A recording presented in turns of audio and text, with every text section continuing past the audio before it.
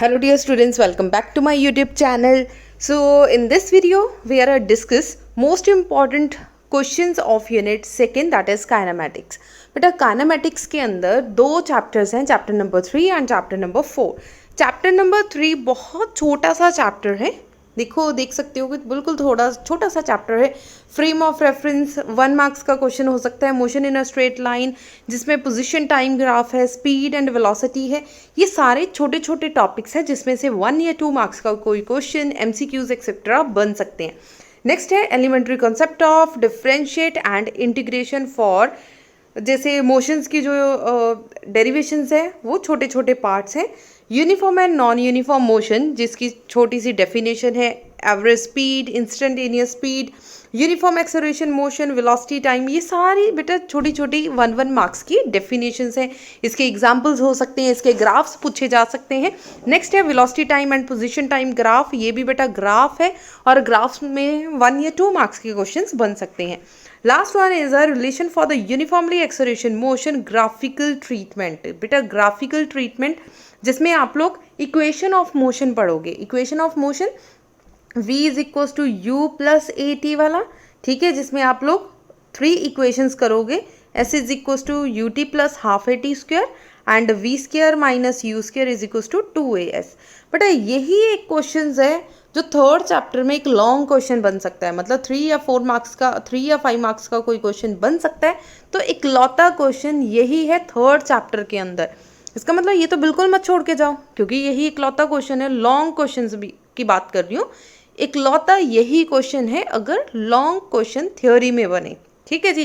बाकी सारे तो देखो छोटे छोटे क्वेश्चन है, छोटे छोटे टॉपिक्स हैं, सो 1 या 2 मार्क्स के क्वेश्चन ही बनेंगे. अब आ जाओ फोर्थ चैप्टर के ऊपर. फोर्थ चैप्टर के अंदर बहुत से ऐसे क्वेश्चन है जो बेटा 3 या 4 मार्क्स के क्वेश्चन बन सकते हैं. फर्स्ट नंबर पे आ जाओ scalar and a vector quantity. But ये एक ऐसा क्वेश्चन है जिसमें 1 मार्क्स का क्वेश्चन बनने के चांसेस बहुत ज़्यादा रहते हैं, बहुत ज़्यादा, मोस्ट इंपॉर्टेंट है. अब आ जाओ पोजीशन एंड डिस्प्लेसमेंट वेक्टर, ये भी 1 मार्क्स का क्वेश्चन ही रहेगा. जनरल नोटेशंस एंड वेक्टर्स, ये भी 1 मार्क्स का क्वेश्चन ही बन सकता है. इक्वालिटी ऑफ वेक्टर्स, ये भी 1 मार्क्स का ही क्वेश्चन बनेगा. Multiplication of vectors by a real number, ये भी 2 मार्क्स का क्वेश्चन बन सकता है. Addition and subtraction of vector, बेटा ये 1 मार्क्स का भी बन सकता है, 2 का भी बन सकता है अगर दोनों पार्ट इकट्ठे आ गए, ठीक है. इसके साथ कोई और मिक्स होके आ गया तो 3 मार्क्स का भी बन सकता है. आप इसको मान के चलो कि ये 2 मार्क्स का आ सकता है. रिलेटिव वेलोसिटी सिर्फ एक छोटी सी डेफिनेशन है जो 1 मार्क्स का क्वेश्चन बन सकता है. क्लियर हो गया जी. नेक्स्ट आ जाओ यूनिट वेक्टर के अंदर जो मेन लॉन्ग आर्टिकल है, resolution of vector in a plane के अंदर एक लॉन्ग आर्टिकल है रेक्टेंगुलर कंपोनेंट. ये पूरा ये देखो फर्स्ट वाला जस्ट एन डेफिनेशन है और सेकंड वाला प्रॉपर एक आर्टिकल है, ठीक है. ये आप लोगों का 3 या 5 मार्क्स का क्वेश्चन बन सकता है. नेक्स्ट है scalar and a vector properties of vectors. बेटा ये है आपका numerical portion. This is the most important. Scalar या वेक्टर क्वांटिटी में आप लोगों को न्यूमेरिकल आने के चांसेस मान के चलो 80 to 90% है कि आप लोगों के सितंबर एग्जाम में इसमें क्वेश्चन बनेगा ही बनेगा. और थियोरी क्वेश्चन इसमें पूछे जाए, प्रॉपर्टीज पूछी जाए, वेरी लेस चांसेस. मान के चलो कि 10% चांसेस हैं कि कभी प्रॉपर्टी पूछी जाए. नेक्स्ट है मोशन इन अ प्लेन, ये भी एक आर्टिकल है, छोटा सा आर्टिकल है. Cases of uniform velocity and uniform acceleration motion के अंदर सब पार्ट है प्रोजेक्टाइल मोशन. प्रोजेक्टाइल मोशन के बेटा 2 आर्टिकल्स हैं, ठीक है. Both articles are important article, but इसमें एक थीटा वाला आर्टिकल होगा जो 5 मार्क्स का क्वेश्चन आने के चांसेस बहुत ज़्यादा रहते हैं. सो प्रोजेक्टाइल बेटा जो दूसरा आर्टिकल है दैट इज ऑल्सो इम्पॉर्टेंट, वो 3 मार्क्स का भी आ सकता है, 5 का भी आ सकता है, बट थोड़ा सा लेस इंपॉर्टेंट है. लेकिन थीटा वाला is the most important article. Last है सर्कुलर, जो यूनिफॉर्म सर्कुलर मोशन है, this is also important article जो 3 या 5 मार्क्स के अंदर आ सकता है. सो देखा जाए तो बेटा इसमें 4-5 आर्टिकल्स हैं, मतलब टोटल मिला के इस पूरे चैप्टर के अंदर हार्डली 6 क्वेश्चंस हैं जो आप लोगों के 3 या 5 मार्क्स के क्वेश्चन आ सकते हैं. इसका मतलब ये चैप्टर बहुत ज़्यादा इंपॉर्टेंट रहेगा, थोड़ा सा लेंथी है और मैक्सिमम मार्क्स का आने के चांसेस रहेंगे सितंबर एग्जाम में. सो चलिए एक बार क्वेश्चन चेक करेंगे.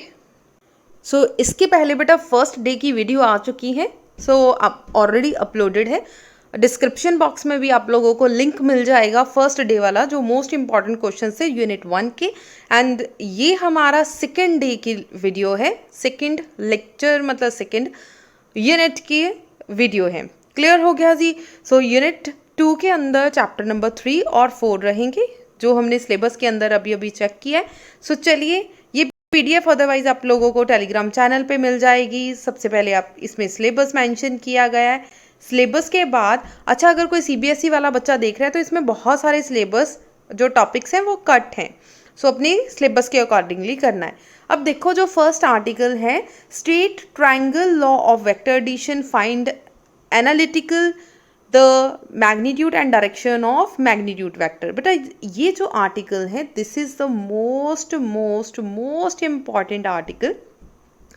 जो एडिशनल वेक्टर्स हैं, ठीक है, सबट्रैक्शन वेक्टर और एडिशनल वेक्टर, ये जो वेक्टर्स हैं इसके 2 लॉन्ग आर्टिकल्स हैं जो सिलेबस में कभी भी मेंशन नहीं होते कि ये करने हैं कि नहीं करने ही हैं, बिकॉज ये मोस्ट इंपॉर्टेंट है। एक है triangle law of vector addition, दूसरा है parallelogram law of vector addition. ये दोनों आर्टिकल आप लोगों ने बहुत अच्छे से प्रिपेयर करने हैं। सबसे पहले देखो, triangle law of vector addition है क्या।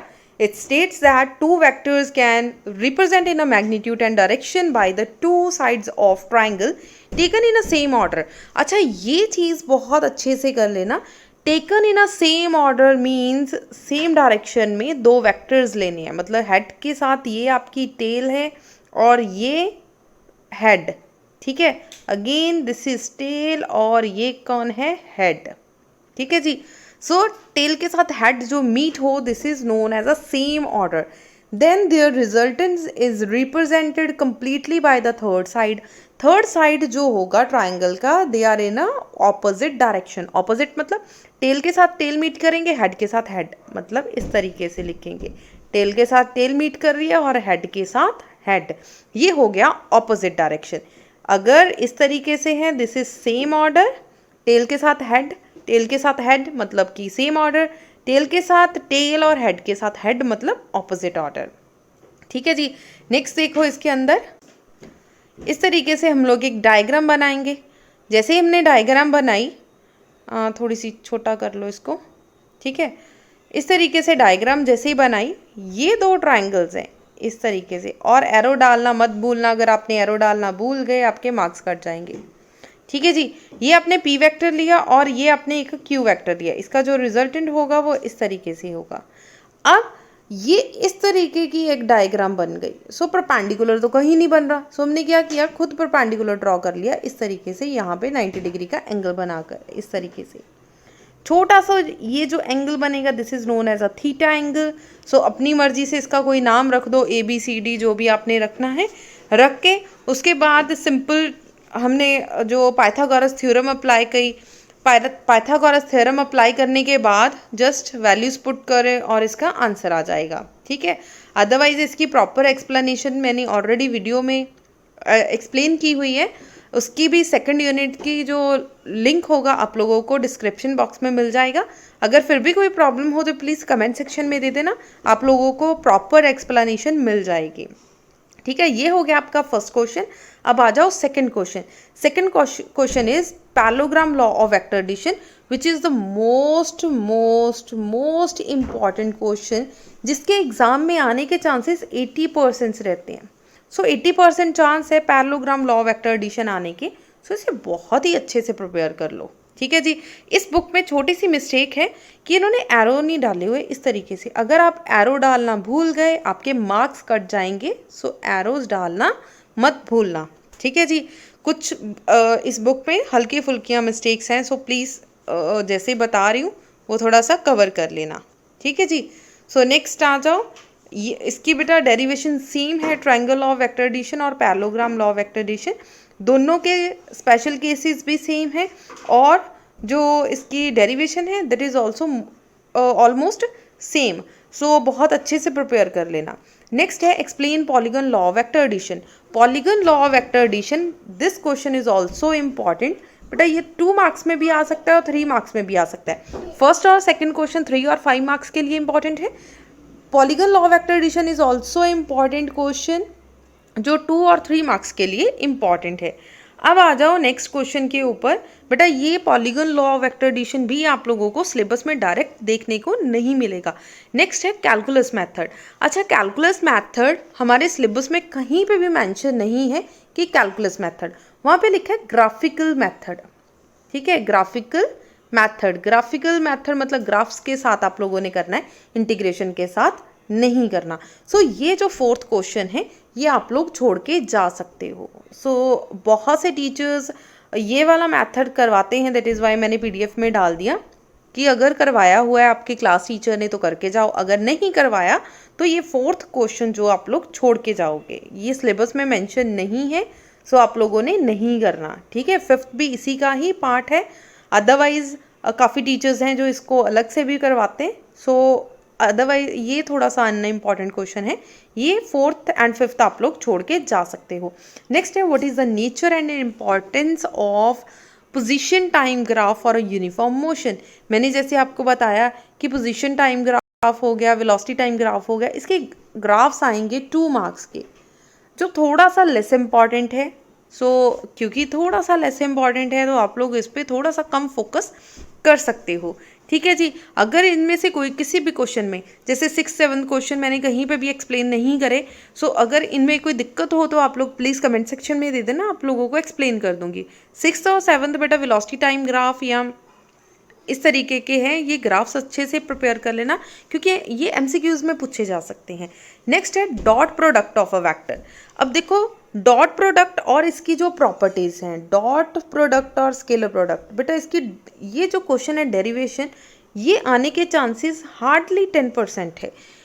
अगर तो आप लोग इंटेलिजेंट स्टूडेंट हो, 70 आउट ऑफ 70 वाले बच्चे हो, तो ये वाला क्वेश्चन तो बिल्कुल मत छोड़ के जाओ, क्योंकि अगर बाई चांस क्वेश्चन आ गया पेपर में तो अटैम्प्ट तो करना ही पड़ेगा अच्छी तरीके से। 8th और 9th क्वेश्चन के न्यूमेरिकल्स आप लोगों को आएंगे एग्जाम में, थ्योरी आप लोग छोड़ के जा सकते हो। क्लियर हो गया जी। 10th क्वेश्चन देखो, find the path of the projectile, time of flight, maximum height, horizontal range etcetera. This is the most most most important question. ठीक है जी, देखो इस चैप्टर में आप लोगों को parallelogram law of vector addition, triangle law of vector addition, rectangular component वाला article, rectangular component और ये प्रोजेक्टाइल, इनमें से एक क्वेश्चन 100% श्योर है, इन चारों क्वेश्चंस में से 100% श्योर है कि चारों में से कोई ना कोई क्वेश्चन आप लोगों को पेपर में पक्का ही देखने को मिलेगा, 100% श्योर है। ठीक है जी। चाहे आपके टीचर्स अकेला थ्योरी पेपर डाले या कैसा भी पेपर डाले, ये 4 क्वेश्चंस आप लोग अच्छे से सुन लो, समझ लो कि these questions are the most most most. Projectile तो बहुत ज़्यादा इंपॉर्टेंट है, अगर प्रोजेक्टाइल का क्वेश्चन नहीं आया तो न्यूमेरिकल तो पक्का ही आ जाएगा। क्लियर हो गया। नेक्स्ट स्केलर और वेक्टर क्वांटिटी ऐसी क्वेश्चंस है जिसके क्वेश्चंस चाहे आए या ना आए लेकिन न्यूमेरिकल आने के चांसेस बहुत ज़्यादा रहते हैं, बहुत ज़्यादा। ठीक है, ये प्रोजेक्टाइल का सेकेंड आर्टिकल है which is less important article. मतलब अगर दोनों प्रोजेक्टाइल्स को कंपेयर करना हो, बहुत से स्टूडेंट्स बोलते हैं कि मैम प्रोजेक्टाइल के जो दोनों क्वेश्चंस है ना, इसमें हमें कन्फ्यूजन रहती है। बच्चे क्या करते हैं, ये वाला आर्टिकल करके थीटा वाला आर्टिकल छोड़ जाते हैं। आप लोगों ने, अगर आप लोगों को कन्फ्यूज़न वाला केस है, मान लो कि आप लोगों को कन्फ्यूज़न हो रही है तो ये वाला आर्टिकल छोड़ दो, अगर कन्फ्यूज़न हो रही है देन। अगर कन्फ्यूज़न नहीं हो रही, आप लोग इंटेलिजेंट बच्चे हो, क्योंकि देखो मेरा चैनल तो सारे बच्चे ही देख रहे हैं, चाहे वो इंटेलिजेंट बच्चा है, वीक बच्चा है या किस तरीके के भी बच्चे हो। अगर अपना लेवल देख के हम लोगों ने पढ़ना है और उतना ही पढ़ के जाओ कि हमें अच्छे मार्क्स आ जाए। मान लो कि आप लोग वीक स्टूडेंट हो, वीक इन द सेंस कि हमें सिर्फ पास होने से मतलब है, पास होके जाना है। मोस्ट इम्पॉर्टेंट क्वेश्चंस पढ़ के जाओ, आपके इजीली 40 मार्क्स आ जाएंगे। और अगर आप एवरेज स्टूडेंट हो, बेटा जितने भी मैं क्वेश्चंस बता रही हूँ कि इंपॉर्टेंट क्वेश्चंस हैं वो प्लस न्यूमेरिकल्स बहुत अच्छे से करके जाओ।